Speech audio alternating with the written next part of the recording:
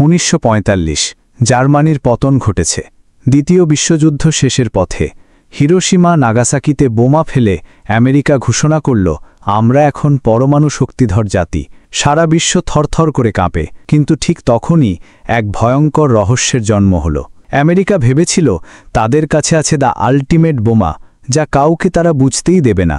কিন্তু তারা জানত না তাদের সবচেয়ে গোপন ফাইলে আগে থেকেই চোখ রেখেছে কেউ।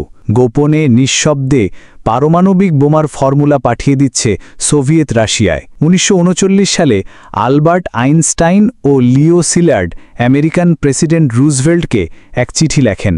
হিটলার পারমাণবিক অস্ত্র বানাতে পারে, এই আশঙ্কায় শুরু হয় দ্য ম্যানহাটন প্রজেক্ট। এই প্রকল্পে কাজ করেন বিশ্বের সেরা বিজ্ঞানীরা Robert Oppenheimer, Richard Feynman, Enrico Fermi. Crore crore dollar খরচ হয়, হাজারো বিজ্ঞানী প্রযুক্তিবিদ কাজ করেন, কিন্তু সবকিছু গোপন, কঠোর নজরদারির মধ্যে। কেউ জানে না প্রকৃত উদ্দেশ্য। তারা ছিল বিজ্ঞানী, অধ্যাপক, দেশপ্রেমিক, কিন্তু গোপনে কাজ করত অন্য একটি পতাকার জন্য। এরা ছিল সোভিয়েত গুপ্তচর, যারা ম্যানহাটন প্রজেক্টে ঢুকে পরমাণু তথ্য পাচার করেছিল। ক্লাউস ফুক্স জার্মানিতে জন্ম, ব্রিটেনে পড়াশুনো, পরে আমেরিকায় এসে জুড়ে দেন বিজ্ঞান চর্চায়। কিন্তু চুপিসারে সব তথ্য সরবরাহ করতে থাকেন সোভিয়েত ইউনিয়নকে। রোজেনবার্গ দম্পতি তো গোটা আমেরিকাকে স্তব্ধ করে দিয়েছিল। তারা শুধু প্রযুক্তি নয়, পুরো বোমার ডিজাইন সরিয়ে দিয়েছিল রাশিয়ার হাতে। 1939 সালের 29 আগস্ট সোভিয়েত ইউনিয়ন হঠাৎ পারমাণবিক বিস্ফোরণ ঘটাল RDS-1।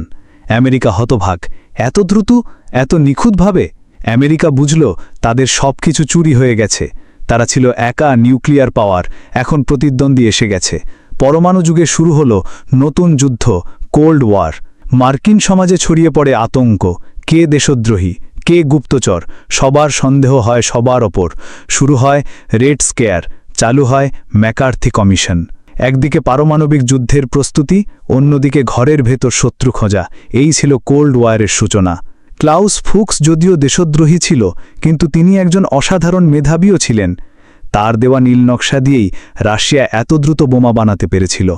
কিন্তু প্রশ্ন রয়ে গেছে, তাকে কি বাধ্য করা হয়েছিল, নাকি আদর্শবাদী কারণে নিজেই করেছিল?